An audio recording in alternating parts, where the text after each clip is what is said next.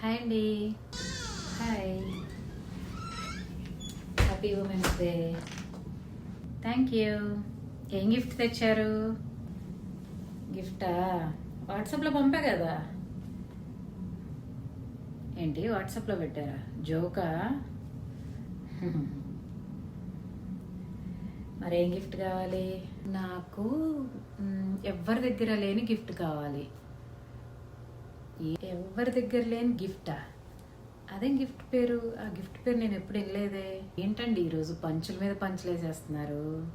ఎవరి దగ్గర లేనటువంటి గిఫ్ట్ అంటే అది పేరు కాదు, అది ఇంటి పని వంట పని అన్నీ చేయాలి.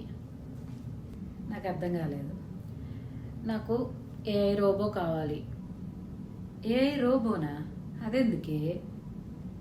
నాకు ఇంటి పని వంట పనితో పాటు అన్నీ హ్యాండిల్ చేసే ఒక రోబో కావాలి.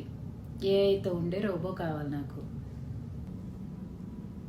ఇంటి పని వంట పని చేయడానికి నీకు ఏఐ రోబో కావాలా? పని మనిషిని పెట్టుకో.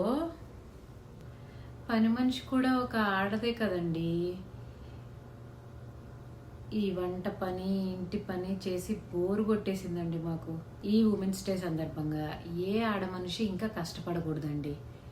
అది ఇంటి పని వంట పని చేసి చేసి చేసి అలసిపోతున్నామండి అని. సో మీరు కొనిచ్చారనుకోండి, మిమ్మల్ని చూసి అందరూ కొంటారనమాట.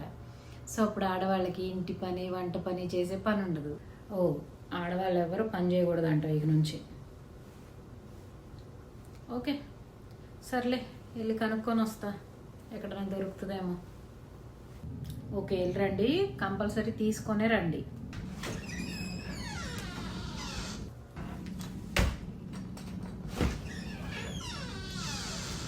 దొరికిందా? ఎక్కడా లేదే ఆ రోబో. ఇంటి పని వంట పని చూసి ఆ రోబోలే పారిపోతున్నాయంట. అది కానీ నా దగ్గర సొల్యూషన్ ఉంది. ఏంటండి అది? అసిస్టెంట్ వైఫ్ని తెచ్చుకుందాం. చెప్పు తెగిద్ది పిచ్చి పిచ్చి వేషాలు వేశారంటే, తెలిసిందా? అది నాకు గిఫ్ట్ ఏమో కానీ మీకు హాస్పిటల్లో బెడ్ రెడీగా చేసి ఉంచుతా, పిచ్చి పిచ్చి వేషాలు వేశారంటే. Just kidding. అటువంటి సాహసాలు నేను చేయలేను కానీ జస్ట్ కిడింగ్.